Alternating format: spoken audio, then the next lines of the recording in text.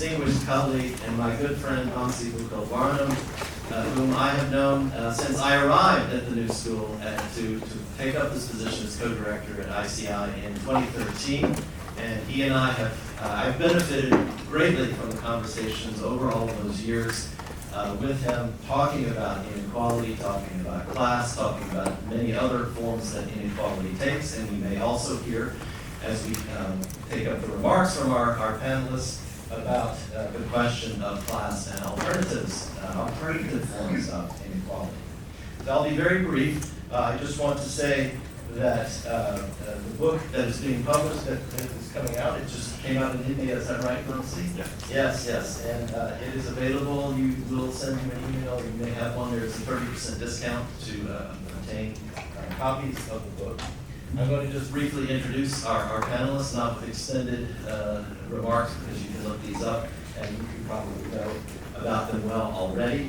But first and foremost, Vamsi Mukhopadhyay is Associate Professor of Economics at the University of Massachusetts Amherst and co-director of the Asian Political Economy Program at the Political Economy Research Institute, the very distinguished PERI at UMass Amherst. Vamsi received the very first Amartya Sen Award in Economics given to the distinguished social scientist by the Indian Council for Social Science Research in 2013. I believe, as you can see if you read the acknowledgments of this book, that this project that became the book originated in some ways, in many ways, when he was a fellow at the India-China Institute in a cohort titled aptly Inequality in China and India. Soon after that, he had a grant from the INET, the Institute for New Economic Thinking, on the project about the development and inequality. What can the Asian experience teach us? Because as we will probably also hear this evening, much of the scholarship and research on capitalist development and on forms of inequality is derived from the Western historical experience, and there is indeed a great deal that the Asian experience can teach us. So in the order that the panelists will offer 10 to 15 minutes of responses to the book, we will have first Sripad Motaram, who is Associate Professor of Economics at the University of Massachusetts in Boston, where he's also affiliate faculty in the Asian Studies Department. Next, Anupama Rao, a Professor of History at Barnard College and at Columbia's Program in Middle Eastern, South Asian, and African Studies, where at Columbia she's also the director of the Institute for Comparative Literature and Society, and a convener of the Ambedkar Initiative at Columbia. Then Carl Riskin, Senior Research Scholar and Adjunct Professor of Economics at the Weatherhead East Asian Institute at Columbia, and a Distinguished Professor at Queens College. And not appearing on the panel poster here, but who appeared on earlier versions of it and who we're very delighted to have join us tonight is Professor Rocco Milanovic, who is a research professor at the Graduate Center of the City University of New York and a senior scholar at the Stone Center on Socioeconomic Inequality. He also teaches at the London School of Economics. So the format will be, we'll first turn the mic over to Vamsi, who will talk about the book for 10 minutes or so, then each of the panelists for the other 10 to 15 minutes each. Then we'll have time for your questions, and I look forward to a very exciting event. If you want, I suppose, Vamsi, would you like to stand or sit? How do I access my presentation?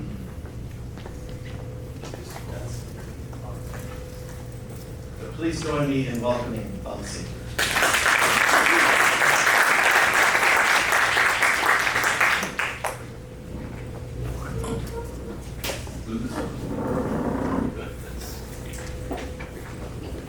Thanks very much, Mark, for that introduction. I'm really happy that this book release is happening at the India-China Institute. As you already mentioned, the fellowship between 2008 and 2010 titled Prosperity and Inequality in China and India that was the starting point of thinking about this book. It took a long time for it to emerge, but it finally emerged. And I also had the distinct pleasure of working with fellows from China, from the Chinese Academy of Social Sciences, people like Wei Zhong, who really taught me about Chinese statistics. So that was quite, I learned a lot from that fellowship. I also want to mention that, the director of the institute at that time, Ashok Guru, and Grace, who is here, who organized this event. So I want to thank both of them. Ashok is not here. And the person who coordinated the China side of the fellowship, Jia Jianing, and then the person who coordinated the India side of things, Anita Patil Deshmukh. I think they all played a very, very important role. And afterwards, I kept returning to the institute, and Mark and Manjari joined as you became co-directors. So I've been associated with the institute ever since 2008. So it's very, very appropriate that this is happening in ICI. Let me also thank the distinguished panelists for agreeing to come to this book release event. Why class? Let me very briefly discuss why class and not other social axes. One of the things that I noticed as I started working on inequality related issues is both in India and China, class is relatively underexplored in terms of understanding and linking it to inequality related processes. In particular in China, there's virtually no literature on class and inequality, right? It changed a little bit over the last 10 years, but still it's really underexplored. There's almost a shyness about, going to the theme of class, especially in the Chinese inequality scholarship. So I thought it was important to highlight this axis and see what sorts of insights can emerge, by doing careful empirical analyses. There are other social axes, which are also, some of them are widely explored, like, the regional axis in both in China and India, and also the rural-urban axis, which is also very deeply explored in both countries. But there are also other axes that have, that require a lot more exploration in the future, including caste in India, religion, ethnicity, and gender. Some of the large-scale surveys don't allow you to do a very careful analysis of, these axes. But the reason why I didn't delve into some of these other axes is, a comparative perspective between China and India, two broadly capitalist societies. Other axes are not, they can't provide a suitable comparison in themselves. So you have to dip into class mainly, and you could always add, these other axes to provide richer insight. But this book is primarily about class.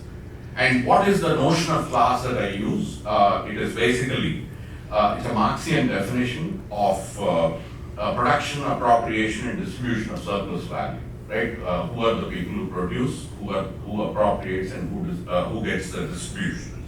And I feel this is, even today, especially appropriate for analyses of capitalism and attempts to imagine and build post-capitalist societies, right? So this is the broad intent. So coming to the comparison, I think I have 15 minutes, that's what Grace told me, so I prepared for 15 minutes. So coming to the India-China comparison, there are three main features that I want to highlight today. The first feature is basically how do we compare inequality in class terms in these two countries. And what we notice, when we look at these two countries, is starting, the initial conditions were very similar, right, in the late 1940s. They were largely rural societies with some, a little bit of urban population, and they were both coming out of, more than 100 years, in the Indian case, 200 years almost, of colonial rule. And in the Chinese case, semi-colonial, or domination by European powers. So they emerged in the late 40s as independent countries. And what you notice is there are remarkable similarities. Okay, the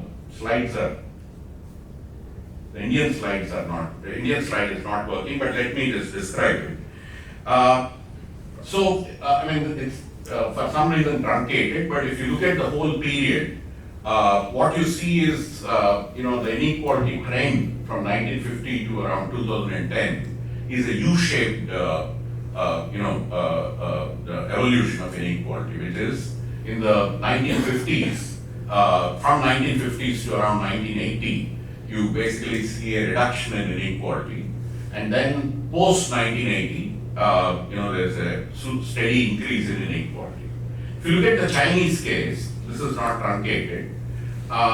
These slides were made on Apple, so maybe the conversion has changed some of the things.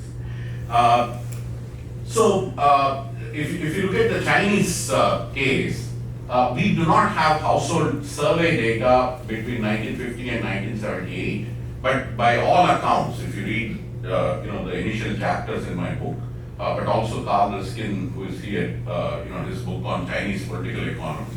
What you observe is, there's a decline in inequality until 1970s, and then, after 1970s, there's a steady increase.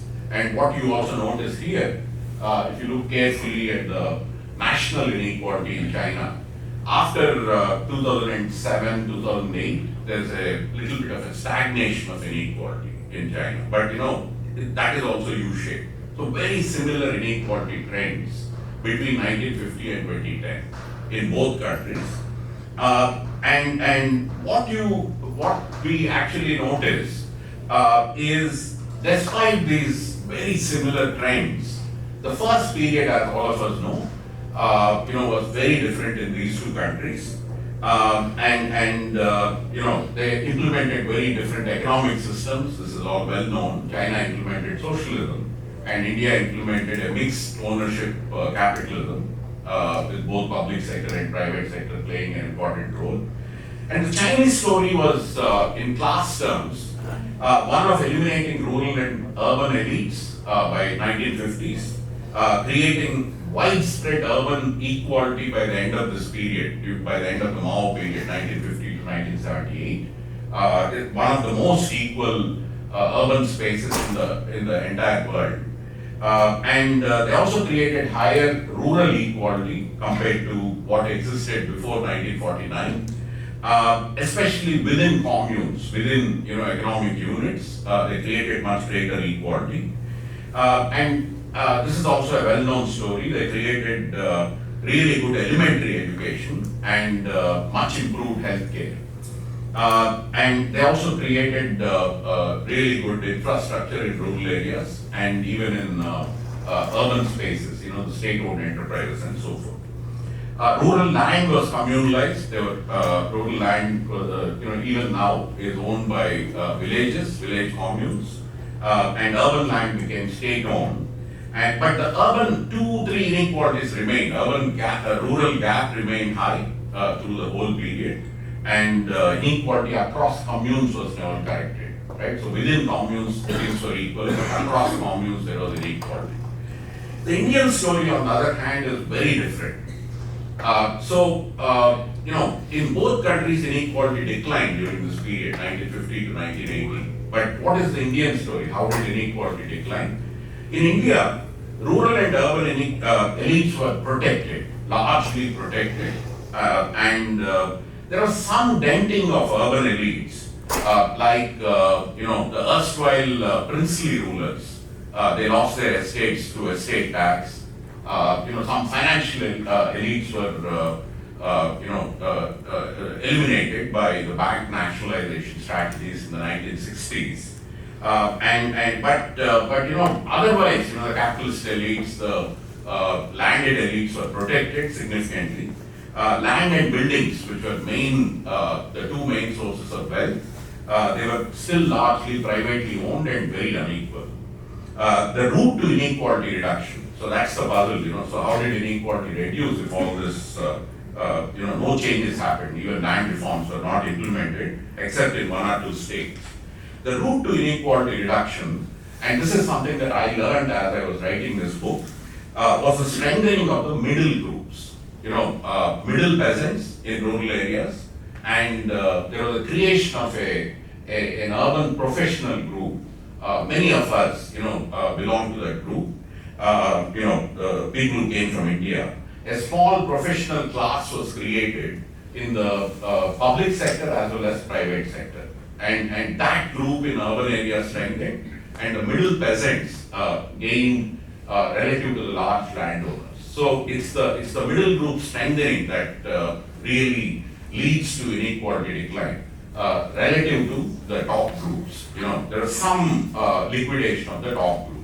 So that is the route to inequality reduction. And the key thing, the key difference between China and India during the whole period is the bottom 40% did not witness much improvement in India between 1952 and 1977. The first 30 years, according to surveys, the bottom 40% did not witness any improvement. The poverty rate remained very high and close to 40%. The decade of 1980s is very interesting in both countries. So this is the most interesting decade, both in China and India. In China, it's a broad-based growth of agriculture, rural non-agricultural growth exemplified by township and village enterprises, and the rapid growth of special economic zones like Shenzhen. And rural-urban gap came down during the 1980s. There was rapid overall growth and significant poverty reduction through the 80s, and relatively equal growth. In India, it's the growth of the incomes of the bottom 40%. How did suddenly, after 1977, what happened? It was largely social movements. Communist movement also pushed for agricultural wage increases. These are the poorest, rural landless workers. Many of them come from the Dalit community. Their wages started increasing significantly through the 80s. There was also a rapid growth of capitalist and professional incomes. And after Mrs. Gandhi came back to power in 1980, she basically built a regime that has been termed pro-business by political scientists like Atul Kohli. So there was a pro-business turn of Mrs. Gandhi from being broadly on the left. After 1991-92, there was a period of around 13-14 years in both countries, which I term as ruthless neoliberalism. So I'm using the term neoliberalism to talk about many different policy changes. And two urban classes emerged the strongest. And these are owners and managers in urban spaces, in private enterprises, and urban professional classes. These two classes emerged in China. And all the other groups, farmers, workers, all the other groups began to witness significant relative declines, although in absolute terms they improved their overall story. And this is also true of the Indian story. And there was an emergence of a huge urban informal sector, both in China and India during this period. After 2004, things started changing. There was an accommodative neoliberalism, from ruthless neoliberalism to an accommodative neoliberalism. There was a shift, there was a weak welfare system that was incorporated in both countries. In China, it was called harmonious society. In India, it was called inclusive growth. And that began to slow down the inequality growth. So let me, I don't have much time, but I'll take 2 minutes and conclude. If you look at the class structures in China, between 1988 and 2007, this is the second row from the bottom. you see urban elites and urban professionals. All the groups have growth, but urban elites, urban professionals who are already well off, they witness much higher growth rates. So this is the phenomenon that I'm talking about. And if you look at the Indian story, again in Marxian class terms, and you focus on the third from the right column, 1983 to 2009-10, especially 1993 to 2004-5, the owners, managers, and professional classes grow much faster compared to all other groups. So what you end up by the whole, the end of the whole period is class emerges as the most important variable to understand the changes in inequality. And I'm using this expression to critique, Ariki, Giovanni Ariki, who wrote a book called Adam Smith in Beijing. So I'm saying, by the end of this period, it's Marx in Beijing as well as Delhi. It's not Adam Smith, it's not markets, it's not equal growth as Ariki posited. Rushing through quickly, China, India, and the world economy. How did the world economy? This is the second point. These are things that we know from 50% in 1700. The share of China and India fell to less than 10% by 1950, and it has risen to around 25% now. And then, in terms of global inequality, there are two contradictory trends. This is also work done by Branko Milanovic, who is here. Within country inequality rose tremendously in both countries, although because China and India became more prosperous, the between country inequality declined due to these two countries. And in terms of labor terms of trade, which is basically the labor, it's defined as the units of foreign labor that one unit of domestic labor can exchange for. This is, unequal exchange, sami-rami, the unequal exchange paradigm. And what you see is both China and India have net labor losses even today. But with respect to poor countries, they have become very extractive. With respect to the rich countries, they are continuing to they are continuing to lose their net labor. So they are somewhere in the middle, both China and India. And this we can discuss in the Q&A. And the last thing, let me leave you with a very broad insight. I'm basically saying, studying China and India will give us insights about how to understand within country inequality dynamics, and I think we'll get insights, beyond Kuznets, what Simon Kuznets, who was the first great thinker on inequality, and Thomas Piketty argued, and also Milanovic, who uses Kuznets' ideas. He extends Kuznets' paradigm with the idea of Kuznets' waves and cycles.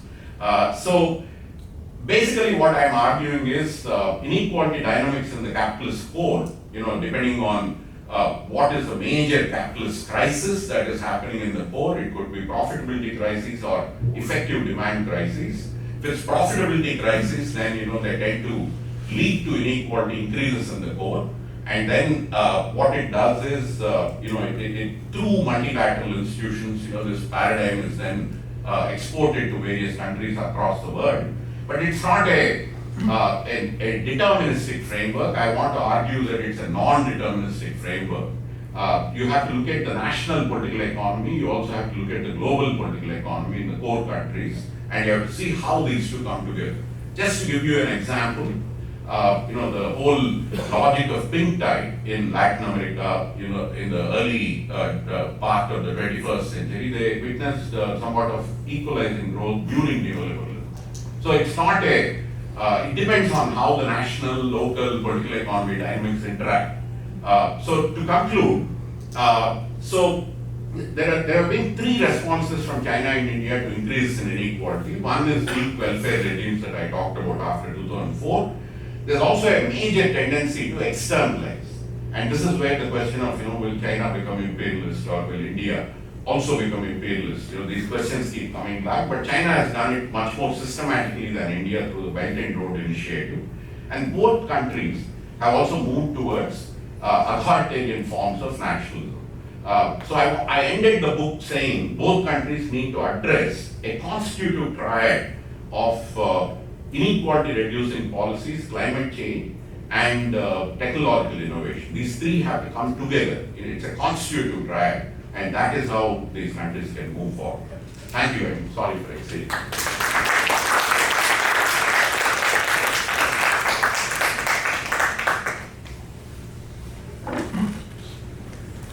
ICI for inviting me and Mark for the generous introduction. Before I say anything, I want to say that I work on India and I also work on inequality, theoretical issues, also what is happening to Indian inequality, and much of my work is joined with Vamsi. I don't work on China. I know about China from the work of other people like Professor Kim and Vamsi. So I will, what I'm going to do is to briefly talk about how, as somebody working on India, somebody working on inequality, what I have learned from the book and what are my reflections on the book. That is what I will do. So I was thinking about the broad context within which we should locate this book, or like what is it about the world that we are living in today that compels us to read this book. And there are three things that came to my mind. First is, the emergence, or you can say re-emergence of Asia. And the book has a lot of data on this, but I thought, I'll show this data from The Economist, which I used to, teach my undergrad class. And you can see that, this is like a long span. It goes back almost to, a period which is more than 1,000 years ago. And you can look at the, middle graph, and you can see that there has been a kind of reversal of fortune a couple of times in history. I mean, Asia has relatively declined and then come back again. And this is the world that we are living in, and we have to understand this, and this book really actually helps us do that. And the second aspect of the world that we live in is that there's a lot of interest in inequality, there's a lot of concern about inequality, both in the global south and the global north, and in the academic discourse you have books like Stiglitz's, Piketty's books, and Milanovic, where academics are responding to this, but also in the domain of social movements and the consciousness of people, it's there. You have Occupy movement, you have the response to socialism in a country like the US, and so this is the second aspect of this context. The third one, of course, is some of us have always been interested in class and class analysis and Marxist ideas, but particularly since the financial crisis, I think people, even common people, but also a lot of intelligent people around the world and academics have woken up to the fact that we live in a capitalist society, a capitalist world. You can finesse it and use terms that are different, whatever it is, and Marxism is something that is indispensable to understand this world. I mean, to use somewhat an expression that Robert Kane, the great economist who used to teach at New School, wrote this book called Marxism For and Against.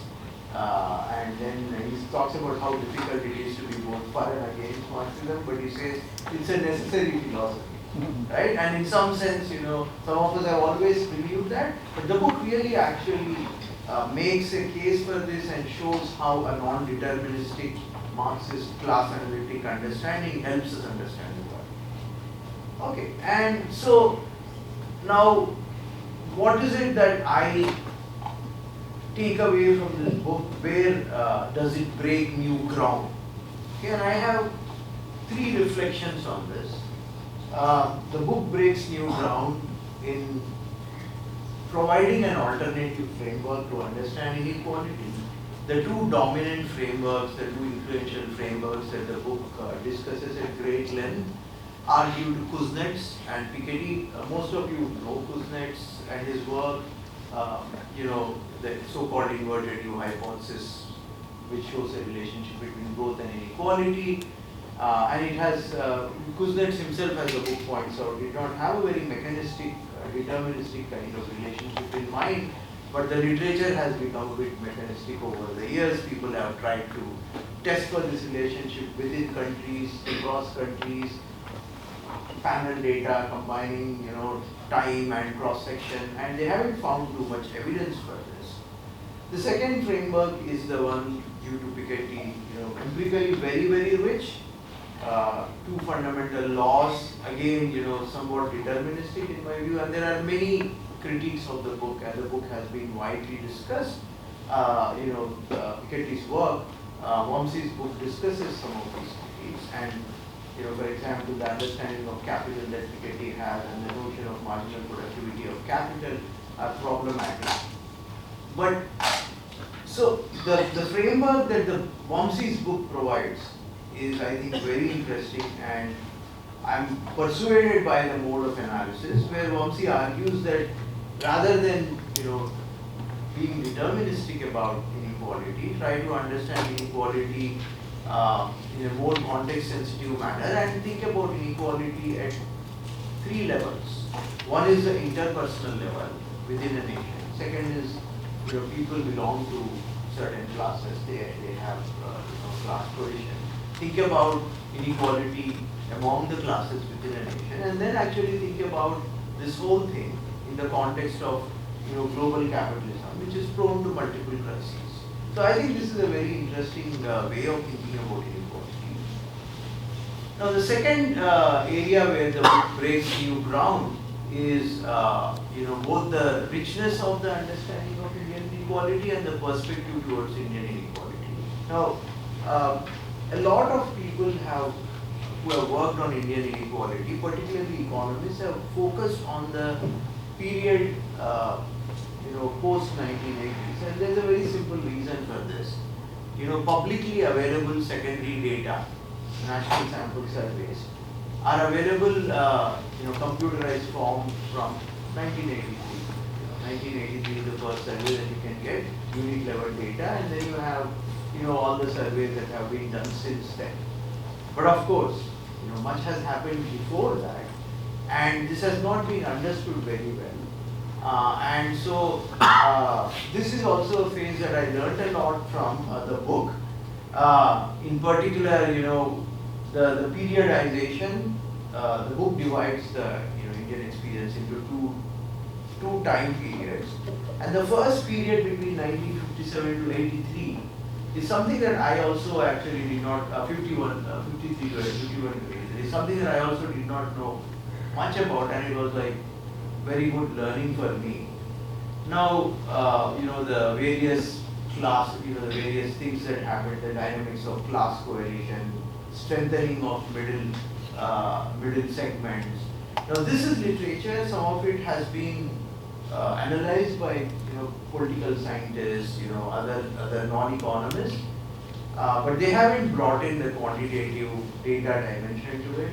So this is the first work that has really tried to actually do the class analysis, look at all the dynamics, but look at quantitative evidence. And in fact, when you look at inequality analysis prior to the availability of this unit level data, there are very few people who have done it. One of them was my former colleague Surya, another one is Wamsi. So this is very rich, and I mean this is something that I learned a lot about.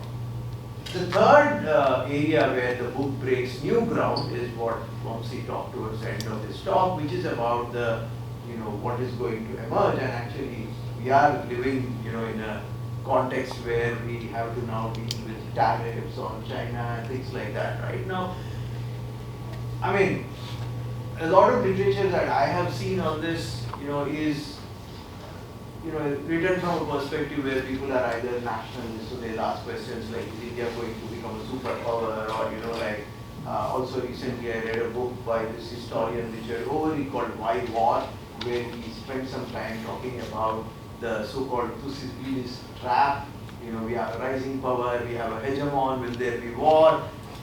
This kind of a discussion. So what I found really fresh about Wamsi's analysis is that it's actually asking a question where, what kind of world order may emerge, and also like if we are interested in an alternative to the current world order, where you have a hegemon like the US, and you have like European Western dominated world system, is that going to emerge? So that's a very, at a normative level, I really like the appeal of that question. And I like the way the analysis was done because it looks at how India and China are dealing with different parts of the global south. And looking at what comes out of that analysis, and at least I'm persuaded by this conclusion that so far the relations have been extractive, and maybe the best scenario is that within the world order, and within this world order, maybe the best that can be possible is that the global south can benefit a bit from the rise of India and China, and then of course the conclusion is something I like about this triad, the economic systems, the technology, the energy use, how these countries, India and China, can address these triad, and then that leads to reduction in inequality and addressing the problem of climate change. So these are my takeaways from the book. Thank you.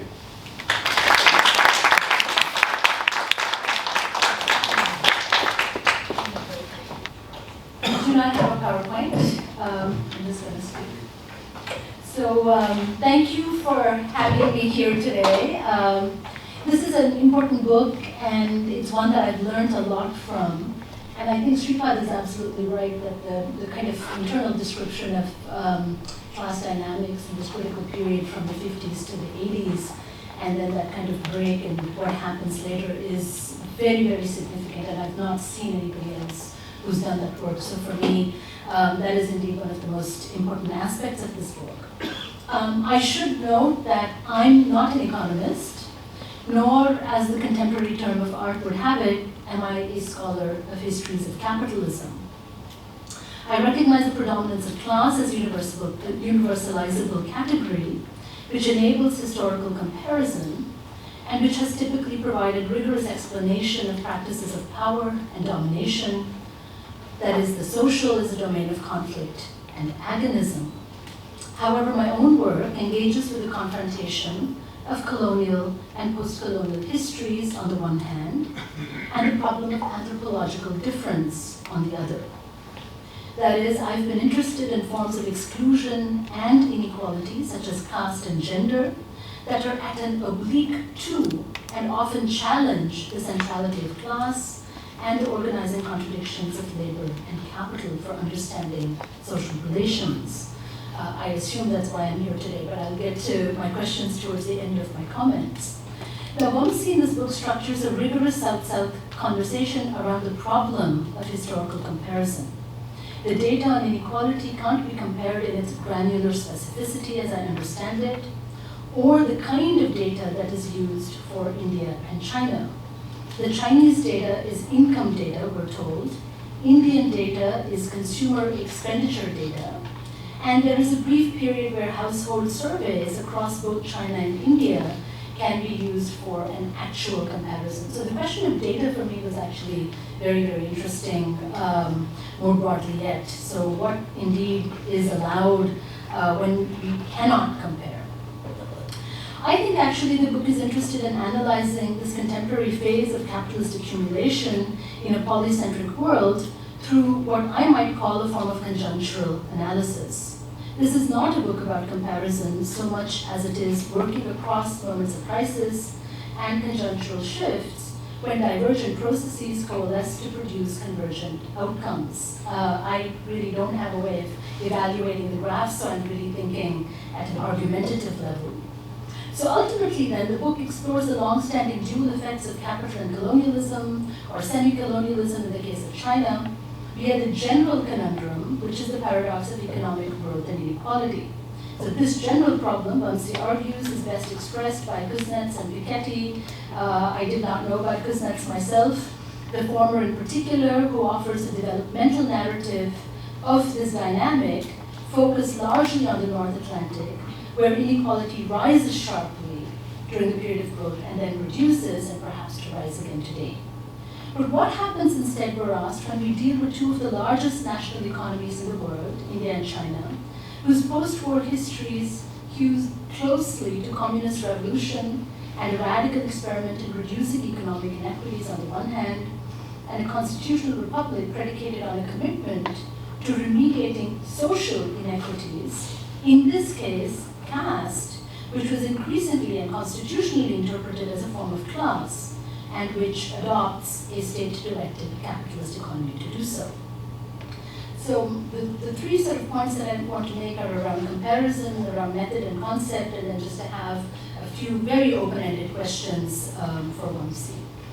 One of the things that frames the book is Vamsi's challenge to inbuilt comparison and the ideas of lack, deficiency, and aberration that is embedded in economics as a whole. Their effect, I think he argues, is to disallow viewing developing economies on their own terms and as historically specific iterations of more broadly general processes of capitalist accumulation. Instead, Vamsi makes explicit the comparative method, which is hidden very often in economic judgment, and also reorients historical comparison to address the fact dependency of Indian and Chinese capitalism. Comparison and historical difference here are mobilized, but critically, for what they might tell us about how global capitalist processes might produce uneven, divergent, and convergent outcomes as a consequence of the play of complex social forces, state, labor, capital, policy, and politics. As Sripad also noted, India and China are older than Europe, constituted 50% of the pre-modern global output. And today, again, they're being compared now for their market size, their sheer populations, and because each or both has moved away from alternative paths to economic development that had defined their political histories across the first 3 decades. Divergent policy and political histories, but overall, as we were told, inequality reduced in both countries only to rise again. Their consuming classes over a short period, you might say even abruptly, of course, have become the largest in the world, and yet today we see jobless growth in India and the informalization of labor in China.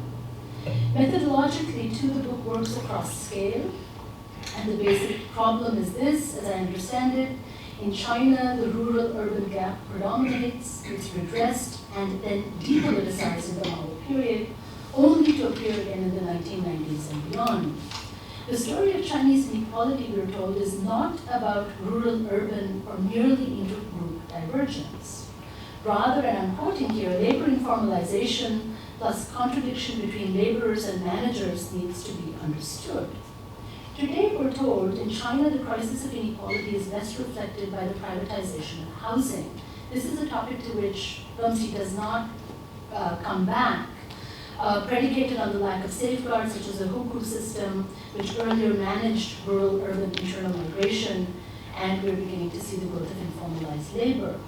India, on the other hand, of course, sees a reduction of inequality as a transformation within a class fraction, perhaps between rural and urban elites at best, but not as an overall reduction of inequality across classes, especially the lowest ones. Here, there's a shuffling of economic opportunity and enfranchisement between elite and middle classes, and there is a tussle between the state and dominant classes. The Green Revolution is seen to be a major moment of change, but only for those who have capital. Instead, it's Indira Gandhi's Garibi Hatao, the policy of poverty reduction, which is actually seen as having had an effect in reducing poverty.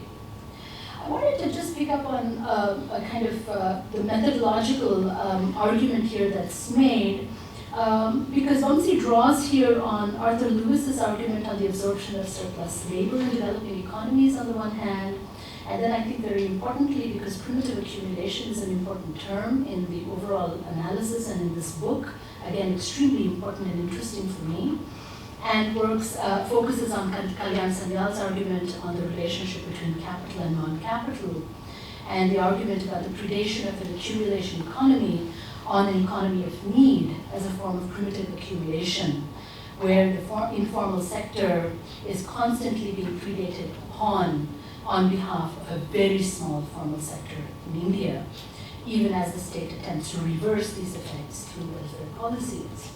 So I just have a few questions here, and this is where I'll end. So the first is something that puzzled me throughout the book, and perhaps this is about methodology and discipline, but I'm not sure if that's the only issue here. Across this book, it was very unclear to me who was doing the doing, which set of agents, state, classes, political mobilization, are actually engaged in forms of social relatedness and conflict or contestation that are both contingent and consequential. There is a descriptive quality to things, at least to my mind. Rural inequality went up in X. The public distribution system reduced urban distress. Housing in China is a key site for the exacerbation of inequality. These are all statements that appear to be made rather than an argument about how political possibilities and policy design might actually structure a field of power. As I said, this might be a disciplinary difference, but I'm not so sure. I am slightly troubled by the stagism and the kind of periodization that we find in this analysis, though I think what it opens up for us is a kind of great analytical clarity and argumentative clarity in these moments that he's speaking about too. Second, the interesting point here that the period of rising inequality in India in the 1990s happens to coincide with what is called the democratization through caste. And so how do we actually understand the dynamic of caste democratization and what it does in terms of transforming politics as opposed to a period of growing economic inequality? And I can't square that circle. So class here is a social group, but also class as an economic relation.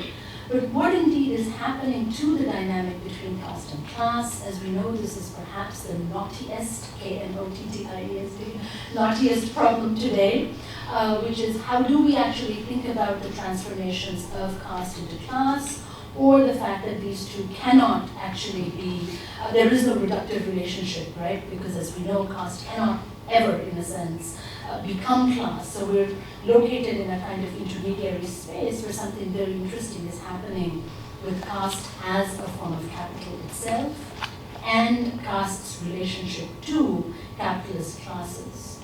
I may ask the same set of questions about gender, which is another missing and I think deeply significant axis of inequality. I don't think we can understand social reproduction, especially the social reproduction of class, without understanding its relationship to sexual production and reproduction. And so without actually understanding the dynamic of gender, questions around care, and the very important ways in which gender and the informal economy might be thought. These are just questions that I have, but I do wonder, therefore, what kind of pressure it puts on the kind of analysis that we've been offered. The third, and just very quickly, housing and accumulation by dispossession, something that Vamsi mentions but doesn't come back to, but the question of housing, real estate, especially as we are thinking about Gaza now as a real estate opportunity for speculative investment. There is something very, very major that's happening around questions of housing as a kind of secondary economy. It seems to me rent and all of those other questions that emerge around thinking about housing as the main space where we might be seeing forms of inequality today, which is suggested by this book. And then finally, just these very interesting terms, the return to primitive accumulation, maybe not so much Marx, but a more historically open and perhaps more capacious reading of a Marx that's afforded to us by going back and thinking about primitive accumulation, which could be anything, because it's a form of violence and violation that stands, as a kind of prehistory of capital. And so if we are thinking about the prehistories of capital as having as much to say to us about histories of capital as anything else, then I find this use of the term primitive accumulation, and I think the very skilled way in which actually Vamsi uses this across the book, I found this extremely illuminating. But there are other terms too, the ideas around real and formal subsumption, which has also made it come back in the discussions of Jairus Bernacchi and its role in the labor process, all the ways in which arguments about primitive accumulation have also been mobilized by people today talking about racial capitalism, I think. So just to kind of open up, indeed, what I think is a very open book and one that I learned a great deal from. Thank you.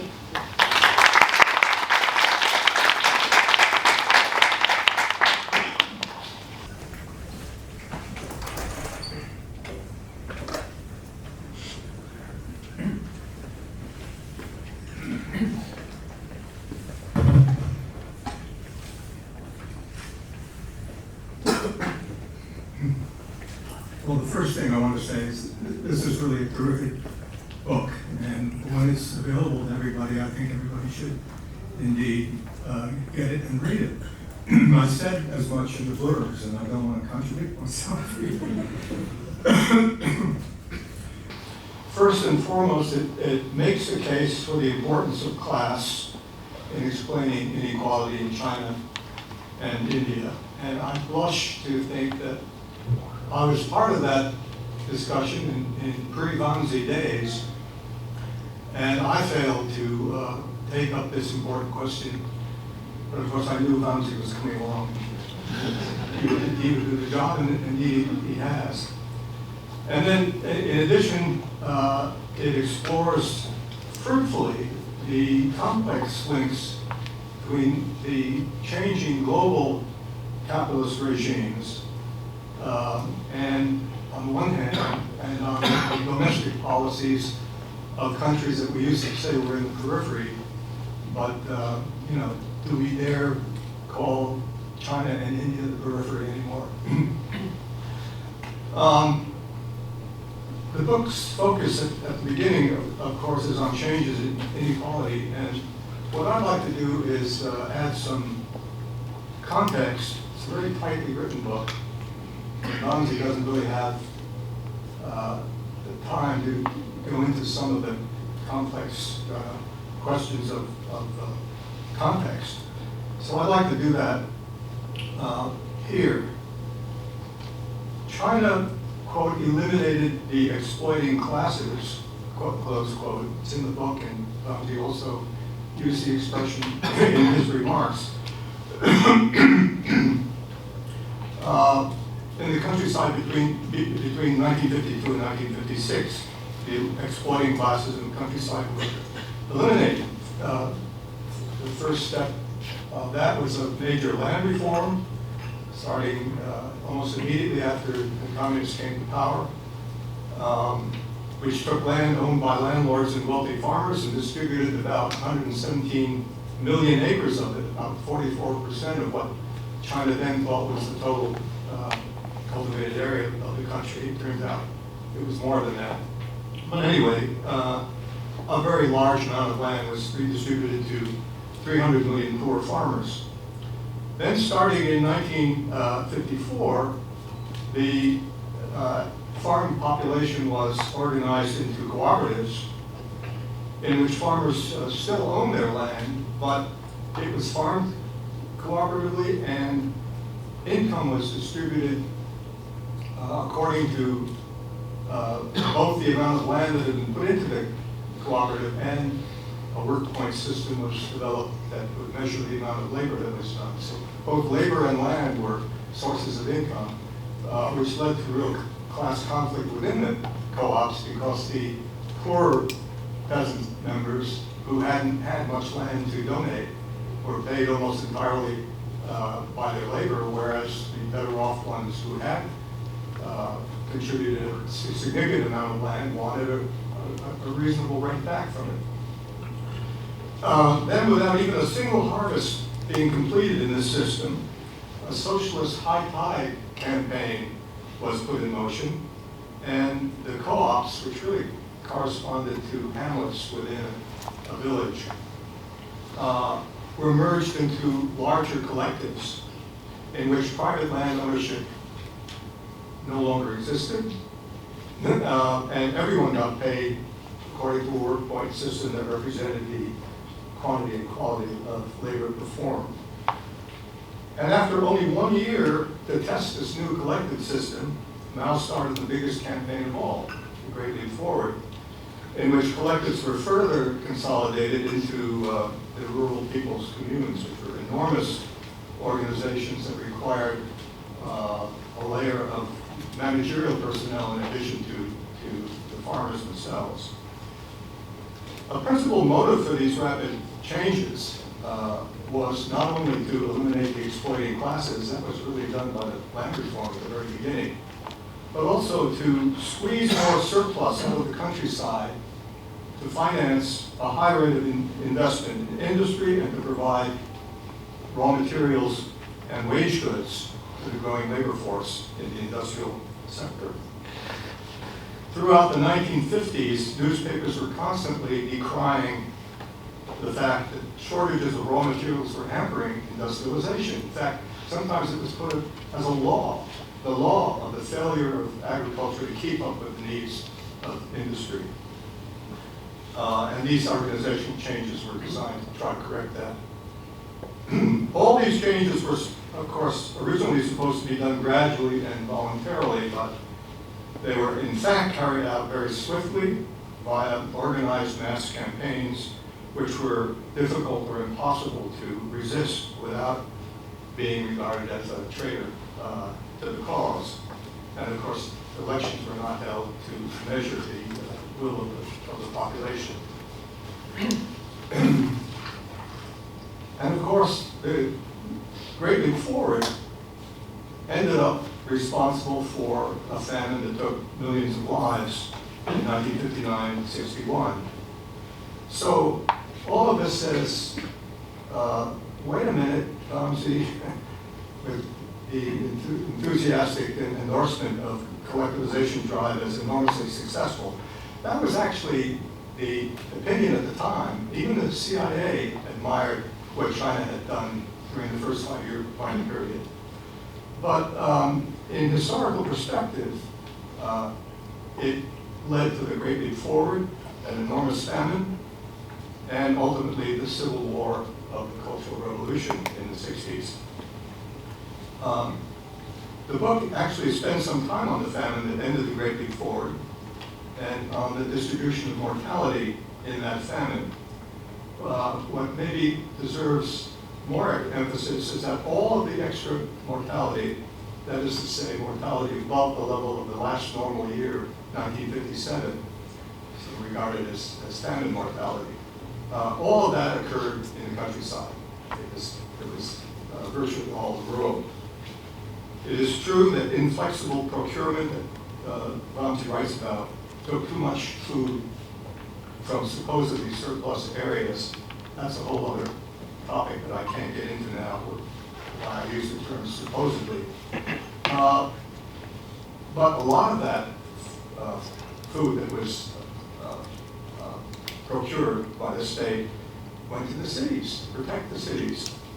And successfully so, in that the mortality rate in urban areas did not rise significantly. This was the ultimate example of urban-rural inequality, confining famine mortality to the countryside, to the peasants. It became most evident when in 1962, China finally started importing food grain to feed the coastal cities. And even though the harvest was still extremely low in 1962, famine mortality disappeared. We're back to mortality levels of 1957, because once the state started feeding the coastal cities with imports, they took pressure off procurement from the countryside, and that was enough to stop famine mortality. So the urban-rural gap is really important. Vamsi writes that by strictly controlling rural-urban migration, he said it again this morning. Good morning. By strictly controlling rural-urban migration, China got very low levels of urban inequality. Well, yes, but the cost was the imprisoning of the rural population in their villages of birth, unable to move legally, and creating huge urban-rural gap, which contributed to the enormous rural death count during the Great Famine. So I think one has to be cognizant not only of the reduced inequality in the urban areas, but of the cost of that, of the way it was accomplished. Urban inequality was indeed kept very low, but the resulting urban-rural inequality was lethal to the rural inhabitants.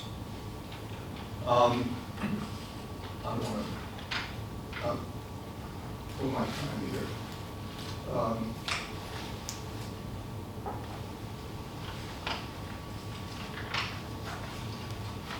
I'll take one more, several issues, but maybe we can get to some of them during the discussion.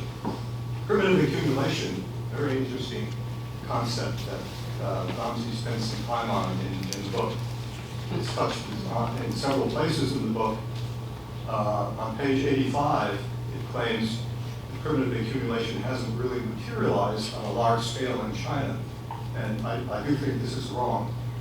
The party and government engaged in primitive accumulation throughout the 1950s. Land reform, stripped landlords, and rich peasants of their property, and the income flows coming from that property were taken, part of the income flows were taken by the state, a significant part, and redistributed to put into investment. Collectivization and state takeover of private industries in the mid-1950s were also a form of primitive accumulation. For example, allowing the state to siphon off income from the collectives via what Ramsey calls this, because that's what it was called, the scissors price issue, where the state was underpaying for the food it procured from the peasants, and then charging them higher than what would be market prices for industrial goods they sold to the rural population. Indeed, the people's communes themselves, during the Great Leap Forward, and their attempt to make backyard steel, iron steel. Many people in the room are old enough to actually remember that happening. These were a form of primitive, an attempted form of primitive redistribution. Even when the things being redistributed, things like farm tools, iron farm tools, and kitchen utensils, things like that, were being taken to be melted down in primitive blast furnaces and turned into iron that was too brittle to use. This was irrational redistribution when surpluses were no longer available to tap. But one could argue that the party and government got into the habit of getting resources from redistribution, and it succeeded until it didn't. And the Great Leap Forward was when it no longer did. So I'll stop there. Come back to some of these.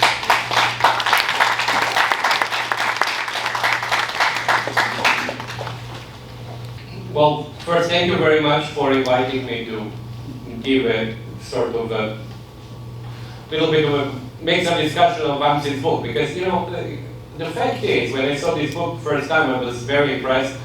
Even before I started reading it, I got even more impressed after I read it.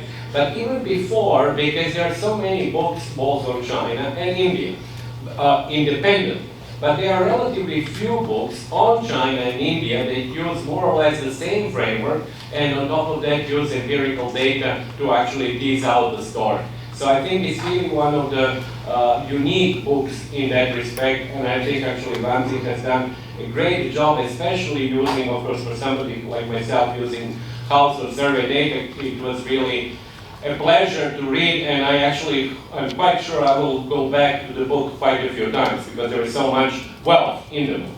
Now, what I'm going to do in my presentation is simply to extend some of the, basically Ramsey's work into maybe more up-to-date numbers, because of course some of the numbers end in the book in 2010. Now, let me do that mostly for China, and then I will talk a little bit about the role of China and India in the global income distribution, which of course is a topic also mentioned in the book, because the book does take this as actually one of the, actually several commentators said, takes also the global perspective. So let's start with this simple graph, which shows you the growth rate between 1988 and 2008, in 30 years, of Chinese growth in rural and urban areas. Urban area, so basically you have here the deciles, urban deciles and rural deciles. If you have an upper sloping curve, it shows simply that higher deciles, both in the urban areas and rural areas, have had higher growth rates than the lower deciles. So two obvious stories emerge from this. The first one, actually three stories. The first, if you look at these growth rates, they are quite astonishing growth rates. We are talking about growth rates of 6, 7, 8% per annum for 30 years. So that's basically the China miracle. Well, then you notice that both the red line and the blue line are upward sloping, implying essentially increased inequality both within urban areas and rural areas. And third, you notice that the urban areas dominate in terms of the growth rate rural areas throughout the distribution, meaning that every point, if you're in the median and the rural, you're going to have a lower rate of growth than if you're in the median in urban. If you're at the 70th percentile in rural, you're going to have lower growth rate than the 70th percentile in urban areas. That, of course, means that the gap between rural and urban must have increased. So I think in some sense it is kind of a story of Chinese development over the 30-year period using household survey data, the same that VAMSI is using, mostly CHIP, which is basically, generally speaking, kind of almost the only source of microdata coming from a large household survey in China that is not being released.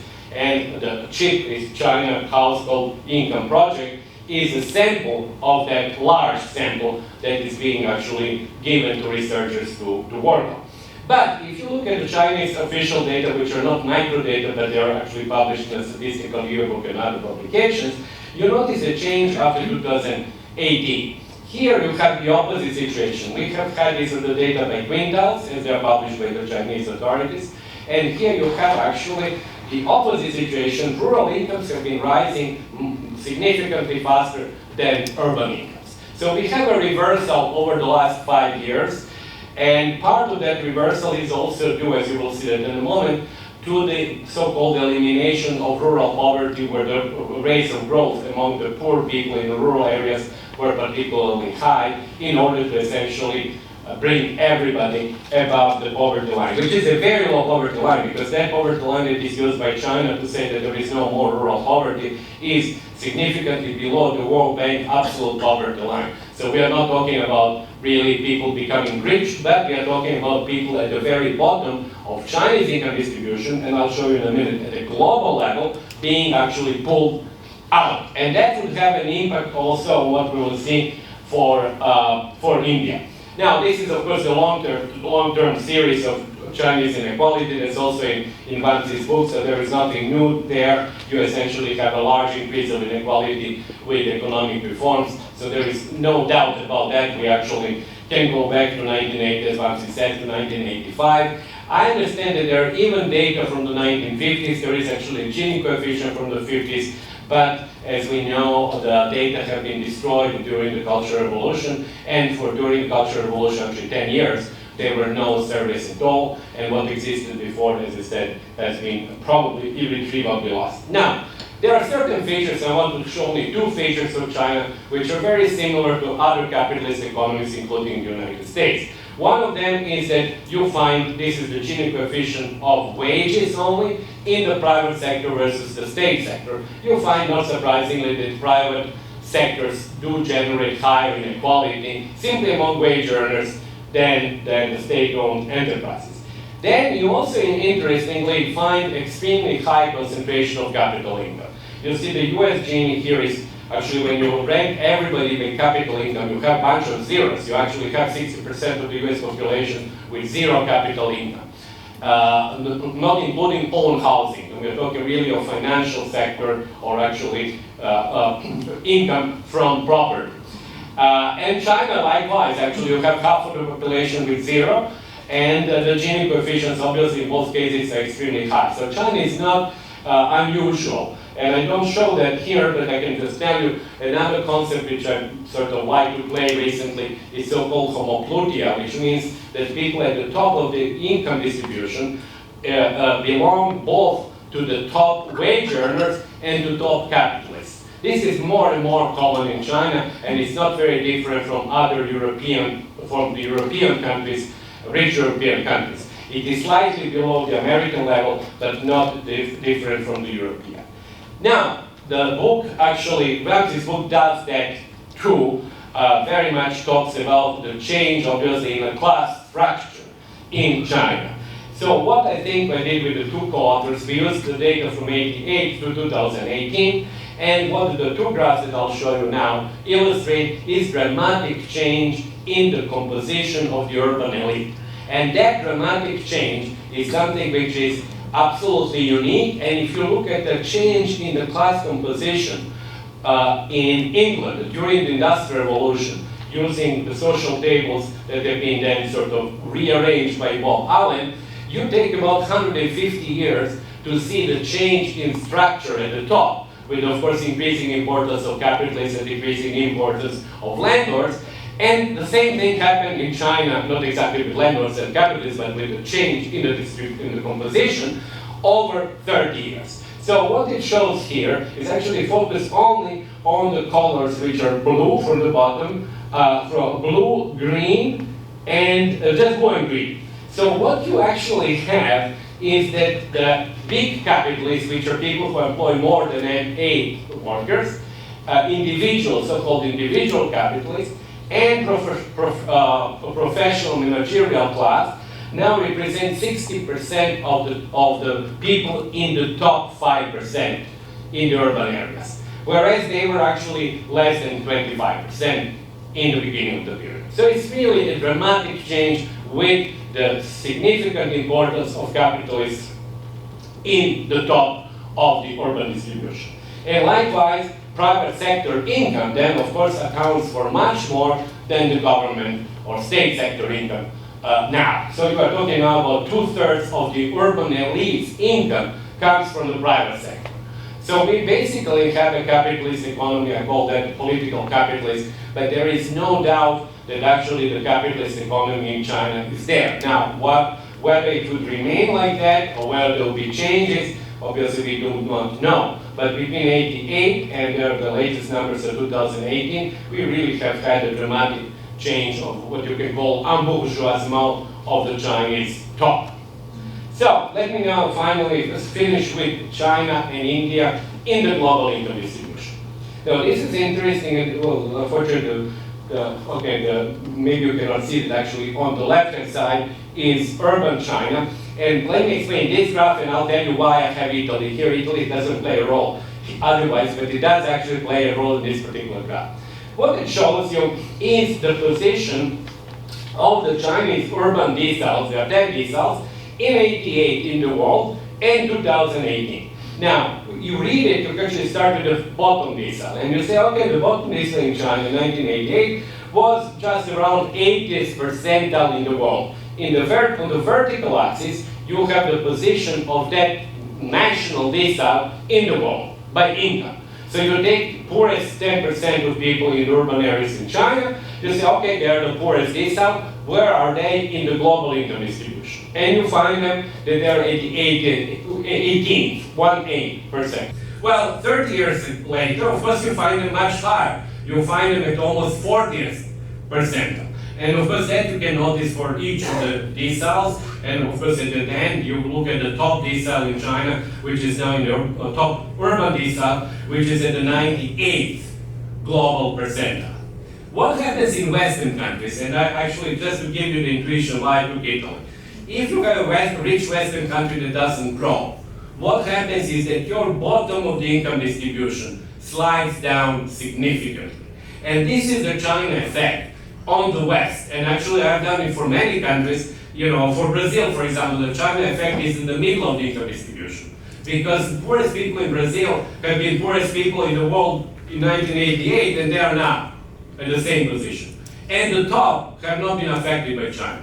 But Western countries have had their bottom being affected by China. In other words, new Chinese and Indians and others come there and push them, they get ahead of them and then push them consequently down. So when you do for China, that for rural and urban China, you have a predictable result. So I will not even talk about that. There was, of course, an increase in every position, global position. But let's look at India. That's actually quite interesting. You do the same thing for India. And what you find, and there we have, of course, the problem with the data, because as Ramsey knows, the Indian data, actually, he mentions that Indian data, actually, after 2011, 2012, have been suppressed. The new final, another round of NSS is now coming out, but I have not seen it yet, although I have seen the reports of it and basic conclusions. But notice here for India, the top of the urban distribution has really gone up. The rest of the urban distribution did not change very much, but the top has globally gone up and is now, for example, the top decile is in the 82nd percentile in the world. On the other hand, the rural has basically gone down with the exception of the top of the rural distribution. And that decline, and I'm not quite sure, this is a little bit, I've seen this in other numbers. What has happened is that the China has emptied out the bottom. Oh, this is weird because it turned out something wrong here. But what has happened is that China has emptied out the bottom of the global income distribution, particularly rural China, and that has made that bottom now much more Indian, Bangladeshi, Pakistani, and African. So that was really the change that happened in the last 10 years. And this sort of strange graph, really the beginning is wrong, essentially shows you the role of China in global income distribution. So forget about this mistake, which actually for some reason went wrong, but look at the most recent period after 1978. That being below the zero line means that China's growth is reducing global inequality. And for the first time now, we really do not have China anymore as a reductor of global inequality because it has become sufficiently rich and its growth increases the distance with many large African countries and also some countries in Asia, including Vietnam and so forth. So that's actually what has happened with China, and so we cannot automatically take China anymore as an inequality reducer. India has played that role whenever it has grown very fast. This graph, despite these weird things in the beginning, shows you the periods where India has grown fast, where actually it has steadily reduced global inequality. And it shows you that, of course, that bizarre year 2020, when India had a GDP decline of 10%, and that, of course, pushes inequality up. The bottom line is that the last issue that I want to mention very simply is that when you look at global inequality, and actually Mamsi mentioned that before, global inequality has been on the decline since approximately 1990. We are really at the end of that period now. You basically do not have any more decline in global inequality because China, as I was saying before, is not the engine for that, and the new engines have to be India and large African countries. And that's actually where we are now. So if we do not have, especially convergence in Africa, we might go into the period of increasing global inequality, which would be, of course, very different from what we have seen in the last 30 years. So I would like simply to finish there to simply indicate the huge importance of China and India by population, obviously more than 40%, but even by GDP in PPP terms, now being more than a third of global output. And the two of them obviously determine quite a lot of what happens to global inequality. Thank you very much.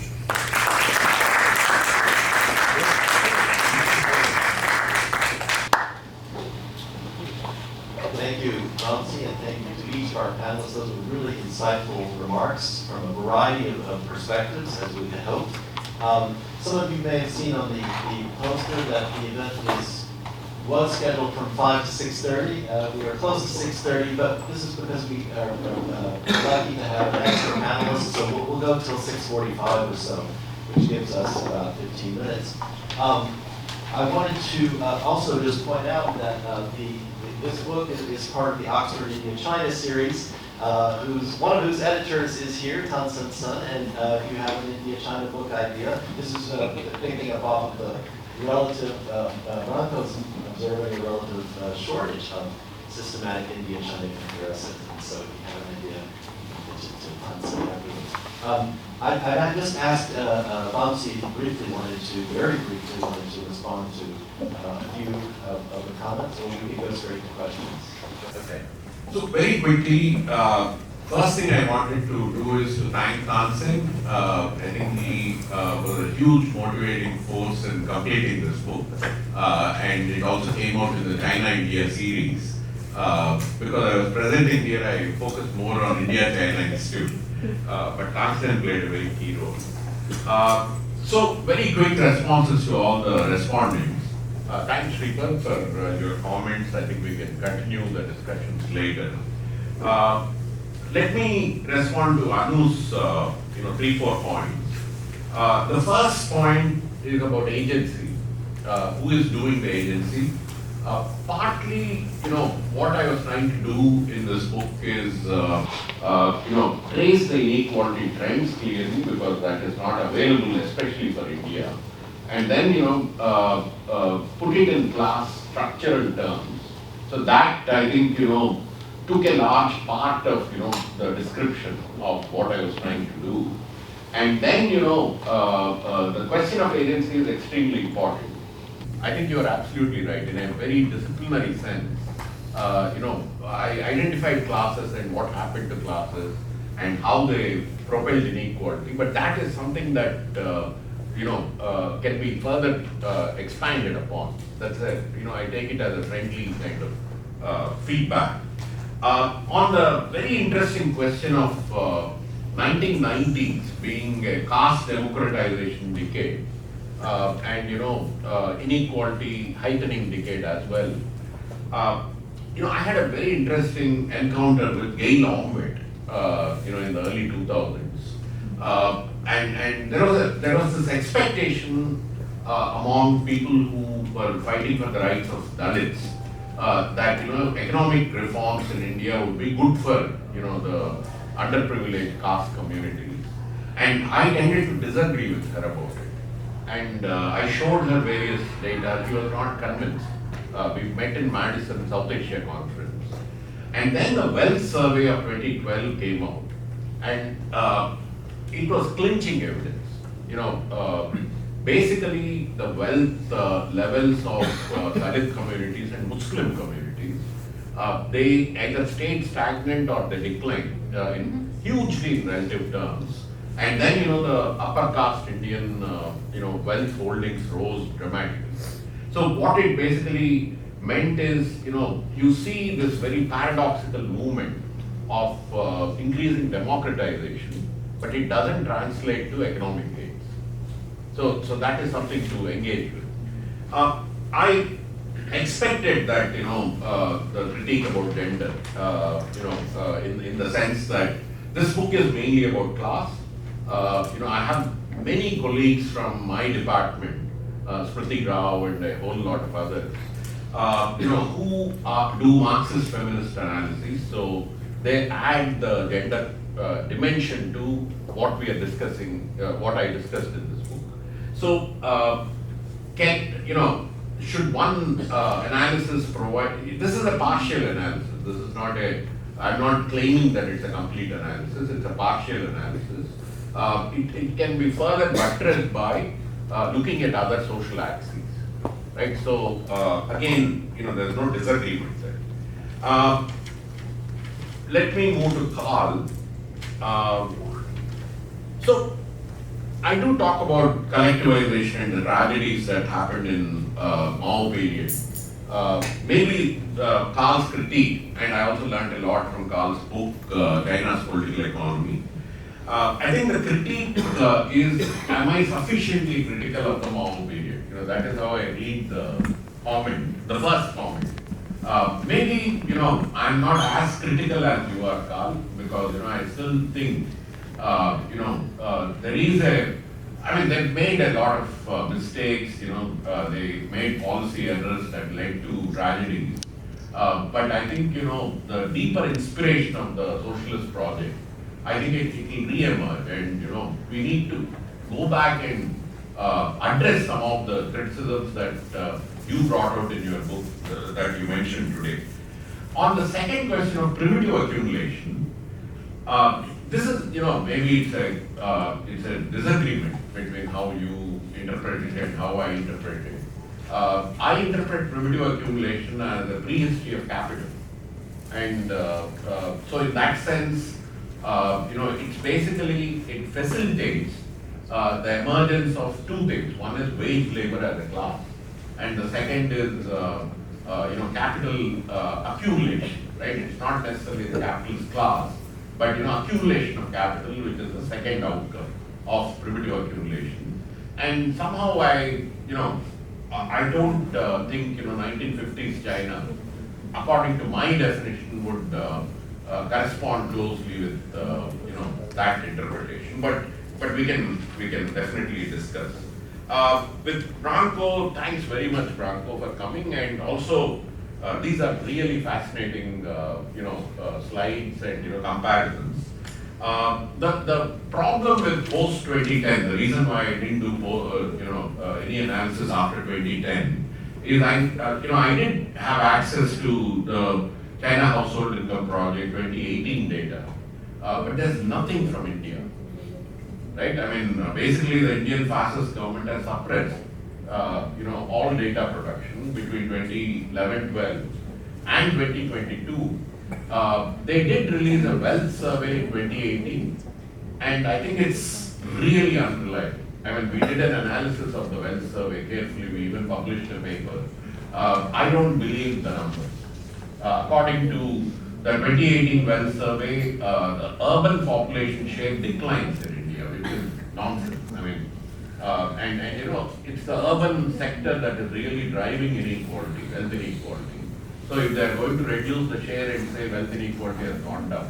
And 2022 numbers, the reports and now the detailed data are out, I don't trust those data either. Let me say it publicly. I really, it's not questioning the statistical organization, but there is something happening where, I don't think, reliable data are emerging from India any longer. So let me stop. Yeah, okay, thanks. So it's up to you now for your questions. Please raise your hand, let us know who you are, and I guess the questions can go to Vamsi and or the panelists. Yes. So Vamsi, I have a question that relates more to political economy than to economics. And that is a question, there was a vigorous debate on feudalism in Indian agriculture in the 1960s and 70s. One common mainstream is that Zamindari abolition 1951 got rid of feudalism, and so Indian agriculture is completely capitalist. Contrary view was that it needed Operation Barga in 1978 in Bengal to destroy the whatever remained. But the big section of Maoist, the kind of Maoist Naxalite movement, etc., still tried to, semi-feudalism and so forth to justify it. So the question is two parts. One is, to what extent do your data show that whatever existed as feudalism historically is completely gone and so forth, and now, and then the second question is related to the classical Marxist position of how capitalism comes into agriculture. So there is the German, in which, the feudal lords transform into capitalists, and there is the, I think, the British or the Britain part in which it comes feudal, the capitalism from above and from below. So to what extent does India's experience illustrate any of these as shown by your data? Thank you. Should we take one or two? What do you want to do? I'm okay. I think, why don't you go ahead? I don't see anybody's hand up. Oh, okay. Yes, behind. Yeah. I'm just wondering if you discuss mobility at all. Obviously, it's complicated, or take more complicated data probably than simply inequality. Inequality is complicated enough. But yeah, thank you. Can I throw in one?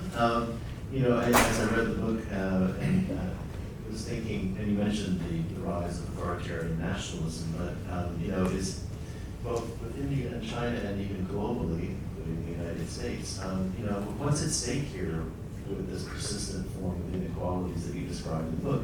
Can we say, that the political world we live in now is a consequence of this type of maybe neoliberalism driven or other kind of more enduring forms of economic inequality? Let me address this. So Vinod's question, feudalism in Indian history, this is the famous 1981 presidential address of the Indian History Congress by Harman Spooky. then turned into a whole volume. Yes, Pusa Patnaik and Yeah, Ashok Rudra. everybody, yeah, and the mode of production debate as well. But in Indian history, all the historians, Irfan Habib, everybody responded to that question. And the consensus that emerged, about Indian history is, there was no feudalism. People like Arish Sharma used that term. Even Kosambi, the great, historian, Marxist historian, used that term. But the general consensus was, that's not an appropriate term. And even in the mode of production debate, there were lots of questions and conflicts around that issue. In general, I actually find, we also did a lot of field research. Sripal and I, spent a lot of time doing field research in Indian agriculture over the last 30 years. What I think, use of terms like feudalism, I think that is still very Eurocentric. I think we need to develop our own terms to understand, what is different about our relations. And so if it's about bondage, if it is about, non-economic coercion, if those are the relations that, people are trying to foreground using the term feudalism, we didn't witness too much of that, right, on the ground. Through field research, you can't make that determination using data, but we did not witness too much of that on the ground. I think it could be the caste democratization that occurred, in Indian villages. It's not the same as pre-1980s. I think 1980s, a huge transformation occurred in the Indian countryside, across the country, I think. And, it's not easy to practice, the old, I don't want to use the term feudal, but let's say non-economic coercive practices cannot be used in the same way. So maybe that's a broad answer to your question. And in terms of the transition story, capitalism from below, capitalism from above, that's a very interesting question. I think a lot of the largest increase in Indian capitalist class occurs after 1970s, and that is a case of capitalism from below, because a lot of people move from agrarian, they move their agrarian surpluses to cities and towns. Balagopal, K. Balagopal called it provincial property classes. So they move from rural to small towns to begin with. And then the next step, which Balagopal never analyzed clearly, is they move to big cities and they set up factories and industries. In the Andhra case, which he so closely knew, a lot of the capital which was in small towns moved to Hyderabad, which was the largest city in that region. So there is this phenomenon of capitalism from below, which added itself to the earlier strand of capitalism from above. So Indian capitalism is a combination of these two things. So let me stop there. The question on mobility we didn't handle. I didn't handle mobility in this book, but my co-author Sripal has written several papers on the question of mobility, intergenerational mobility. This particular book was not the right place, I think, to ask the question of what happened to it. And we also don't have panel data to carefully address those questions at all India level for this whole period. On the, Mark's question about political reality and inequalities, the way I end this book, the last chapter, the conclusion, is, one of the responses to deepening of inequality in both countries is authoritarian nationalism. I think, there is a, I don't go into what happened after 2010 in detail. I didn't talk about it today. But what has happened, I think, in India, also in the US today, and it's happening, right, every day, It's a case of plutocratic populism. So populism from the masses, there is a mobilization strategy. It can also work through welfare. It can also work through nationalism. But there is a clear, favoring of the plutocrats, the extremely wealthy, and that has happened in India. That's happened in the U.S. In China, I think it's grayer. I think it's more complex. But I don't think, despite major ideological shifts in China, the basic economic model hasn't shifted, under Xi Jinping. That is my conclusion about, that is my initial tentative conclusion about. So inequalities have resulted in authoritarian forms of nationalism in all these contexts. Can I just add one question? Just in terms of answer to the mobility, there's a paper that Vamsi and I wrote in 2015 in Contemporary South Asia that actually gives you the kind of current state of knowledge using secondary data on what we know about mobility. We also wrote a piece in the Blackwell Encyclopedia of Sociology on income inequality and mobility. That also has quite a lot of both theory and Indian empirical research. Okay, Faye, very short Okay, question. yes. Thank you, Professor. I guess these two questions might be related. One is to quickly address to Professor Hurston's comment about China before 1978. I haven't read the book, but I was curious, have you looked at in some way or the other the human cost of either eliminating inequality or creating inequality? Because I think in China's case that's super relevant, especially before 1978. Right? Like when we look at the decreasing of that U-shape you brought up, right? Like what is the human or societal cost? I think much of that probably would impact how China is behaving today. And the other question is, this might be a little bit hypothetical, but I feel like in China's case, the whole 1978 reform and opening up, that seemed to me a driver of China's inequality ever since. And I wonder how much of an agency does the Chinese society actually has, right? Like imagine if the government or CCP has not really implemented this policy, then much of the discussion about China today would not actually materialize because the Mao's policy might still continue, right? So I was wondering if this is kind of a, like which way do we have first, right? Is it that's my question. Thank you. I think you can respond and then.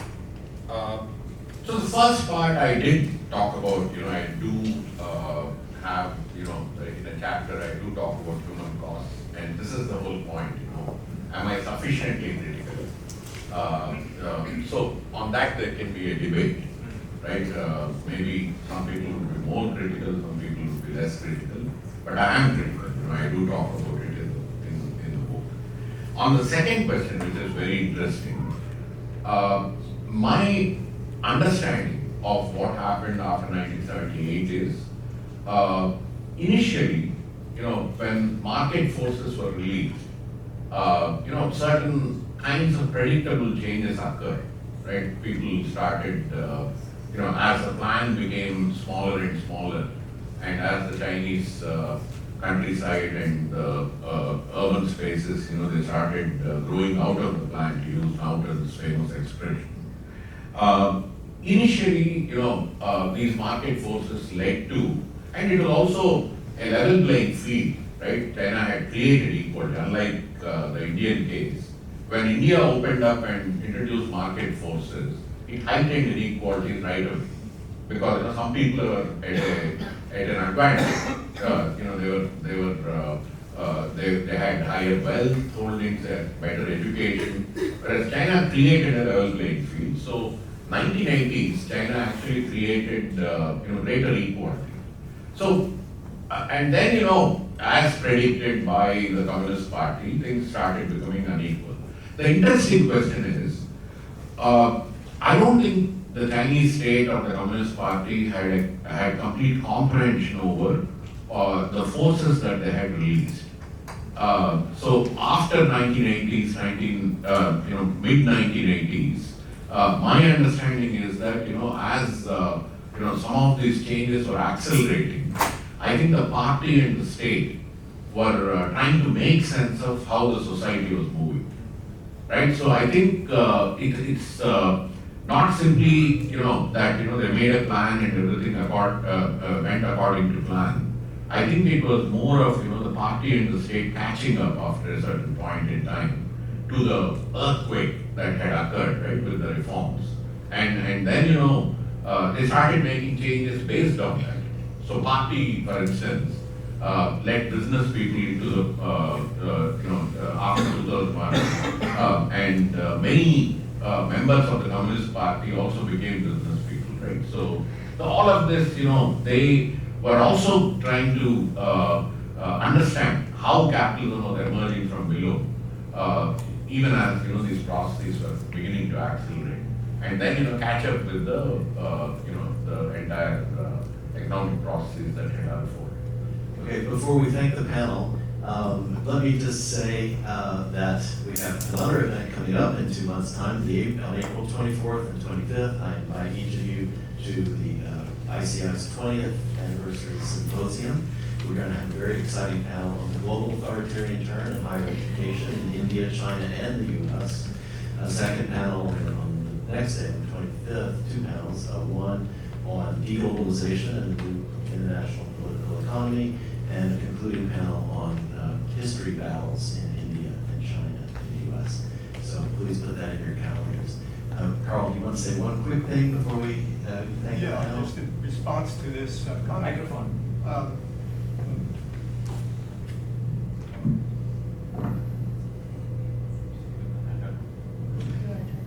Yeah, just do that.